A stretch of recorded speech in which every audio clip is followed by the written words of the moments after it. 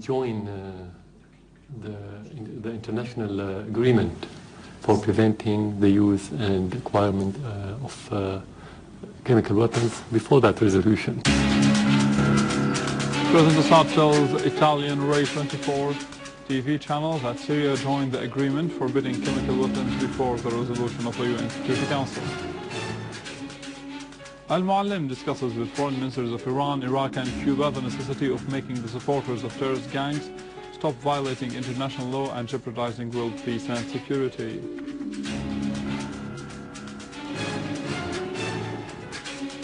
And Syria strongly condemns the terrorist explosions in Ariel and other cities in Iraq.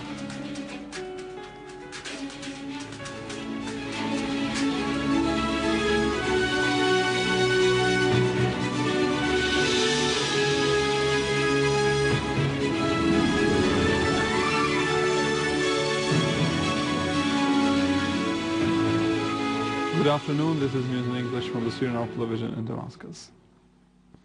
In an interview with the Italian Rai News 24 TV channel, President Bashar al-Assad asserted that the Russian initiative about chemical weapons was based on the will of Syria, which had proposed saving the region from weapons of mass destruction in the year 2003 and submitted this proposal to the United Nations Security Council.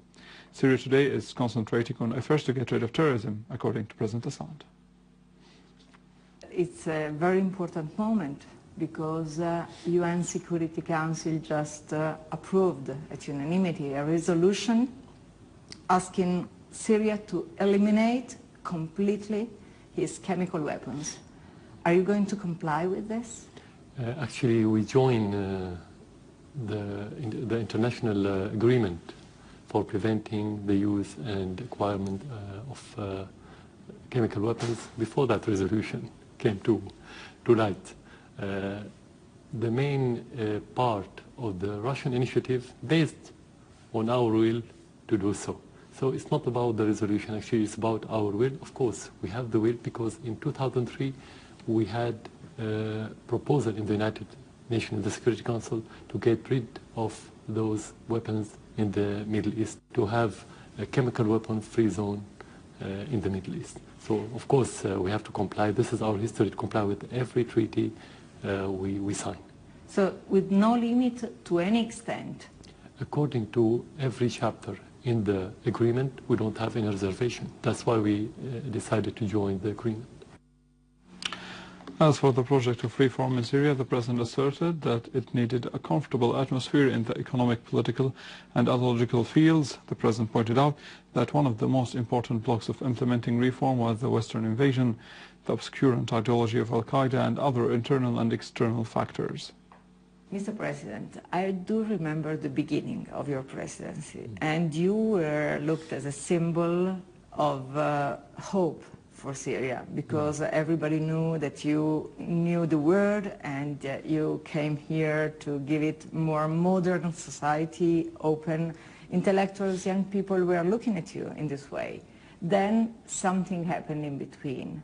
Do you think there's a chance you could do something so dramatically different to be seen again in that position and not in the one in which you're seen in the very last days? You have to talk about internal factors and external factors, because we're part of the very complicated region in the world. So we will be affected, and there's daily interactions with our periphery.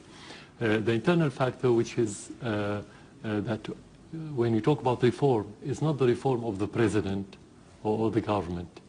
The government and the president should lead the reform, but it's about the whole society, because it's a matter of culture. It's not only laws and constitution.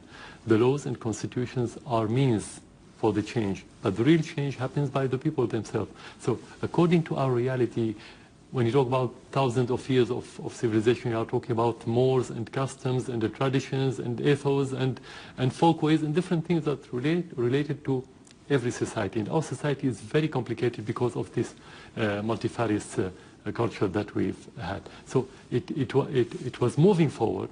You cannot say that we didn't do anything. Some people say that it was fast, some people say that it was too slow. This is subjective. Each one sees it in his own way. But at the end, no one can say that we are in our position because we moved forward, could be slowly but surely. This is the first part. Second, you have to talk about external obstacles. When I became president, 2 months later, the Intifada in Palestine started. That influenced every country in the Arab world. The peace process actually has failed just a few months before I became president, and there was stalemate. 11th of September happened, and we have to pay the price. One of the countries that has to pay the price. They invaded Afghanistan, we were against. They invaded Iraq, we were against. And after 2003, after the invasion of Iraq, Syria had to pay the price, and there was embargo by the European and the West, and so on. There was only a period of, let's say, artificial period of conciliation, let's say, between Syria, which is not, could be not the very precise word, but kind of rapprochement again between Syria and the Western, especially Europeans, between 2008 and 2011. Why artificial? Because it was under the supervision of the Americans. It wasn't genuine, because they weren't independent. So, and now we have the crisis. When you talk about reform, especially when you talk about dramatic reform, you need different atmosphere. You have to be comfortable economically, politically, and ideologically. Don't forget, in that regard, one of the external and internal factors at the same time is the invasion of the bad ideologies to the region, including Syria. And I mean the ideology of al-Qaeda that invaded many communities in our region, including part of the Syrian society.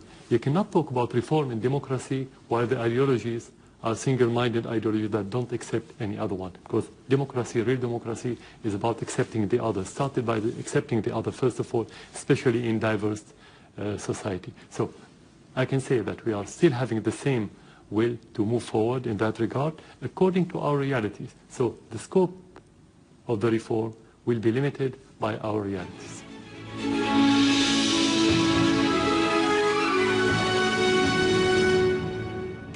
In other news, Foreign Minister Moallem, leading Syria's delegation to the United Nations General Assembly in New York, held meetings with the foreign ministers of Iran, Iraq and Cuba. He discussed with the Iranian Foreign Minister Mohammad Jawad Zarif recent developments on the regional and international arenas and the efforts to find a solution for the Syrian crisis and the Iranian nuclear file, stressing Syria's commitment to its pledges of joining the agreement forbidding chemical weapons and its readiness to join the Geneva Conference. The two ministers reaffirmed the depth of bilateral relations and the necessity to consolidate them to serve the interests of the friendly peoples of the two countries. They also stressed the importance of the political solution to the crisis in Syria through dialogue without any foreign interventions. They also stressed the necessity of making supporters of the terrorist gangs stop their violations of international law and threats of regional and international peace and security. Mr. Al-Moallem discussed with his Iraqi counterpart, Hoshyar Zibari, the current developments and the threats to the security of both countries by the terrorist gangs, including the so-called Jabhat al-Nusra and the Islamic State of Iraq and Asham. Mr. Al-Moallem discussed with the Cuban Foreign Minister the strong friendship between the two countries and the recent regional and international developments. The Cuban minister stressed Cuba's rejection of the Western attempts of hegemony and intervention in the internal affairs of other countries, stressing Cuba's rejection of foreign military intervention in the affairs of developing countries like Syria. The Russian Foreign Minister Sergei Lavrov called upon the Western countries and their allies in the region to send a signal to the Syrian opposition to desist from any provocations that could disrupt the implementation of the Russian-American agreement about Syria's chemical weapons and the international resolution recently approved on this subject. Lavrov said that Russia believed that the Syrian government would never allow any disruption of the implementation of that resolution. Any disruption resulting from provocations would be responsibility of the Western powers and their allies in the Gulf and in the region in general. The Syrian government strongly condemned the terrorist explosions in Erbil and other Iraqi cities. It asserted in its statements that the terrorism had no identity and no religion, and that all countries should cooperate to confront the phenomenon of world terrorism. The government extended serious condolences to the families of the martyrs in brotherly Iraq. A number of citizens were killed and several others were injured in a terrorist car bomb at the roundabout of Jadid al-Shaybani town. The blast left material damage in the buildings and the surrounding properties.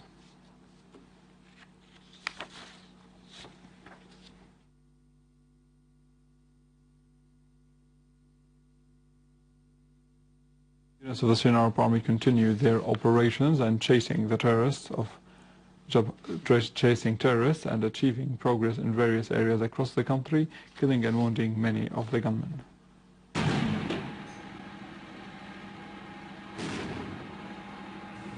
In Damascus countryside, a unit of the Syrian Arab Army repulsed terrorist gangs in Al-Qalamun.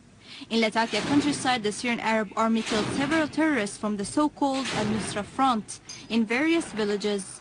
The Syrian Arab Army destroyed their weapons, including heavy machine guns and various types of ammunition.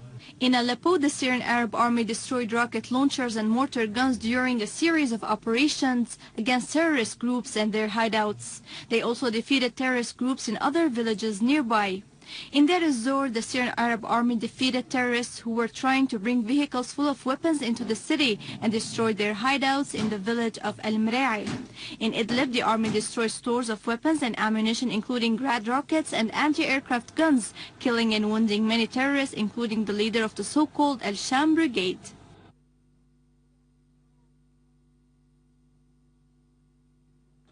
The Indian paper New York track Indy asserted that there are 100,000 mercenaries, terrorists from 83 nationalities in Syria. The strategy of military victory of our heroic army is forcing many states to admit the death of their nationals in Syria.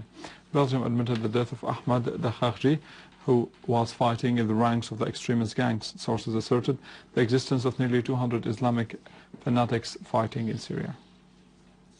The differences among these terrorists reflected the differences among the states supporting them. Qatar employs a group of terrorists and Saudi Arabia employs another group, and so on. The aim is to protect the Zionist entity. This was also asserted by the weekly magazine Genes. The American agency Pentapolis gave statistics about the dead terrorists in Syria. They included 1,900 dead terrorists from Tunisia, in addition to similar figures from Libya, Morocco, and smaller numbers from Algeria, Mauritania, and Egypt.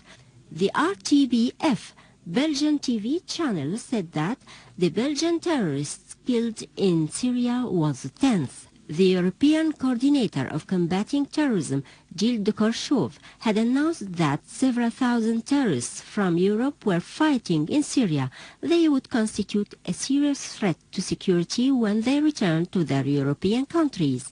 However, a question remains about the role of the Western governments in saving themselves from their own exported terrorism and avoiding its crimes. In Lebanon, the Lebanese army seized a truck loaded with weapons and military equipment near the eastern borders with Syria intended to be smuggled into Syrian territories. The Lebanese army seized the truck at the checkpoint of Wadi Shab in the town of Ariel in northern Beqa. They arrested its driver, who was the Lebanese Maher Abdullah from Wadi Khalid. The Lebanese army had arrested during the past few months a number of smugglers and criminal gangsters who committed dozens of robbing and looting acts. With this, we end our news for today. Thank you for watching. More details on our website in English, www.syriaonline.sy. Now to the latest in the world of market and finance in our economic news, but after the break.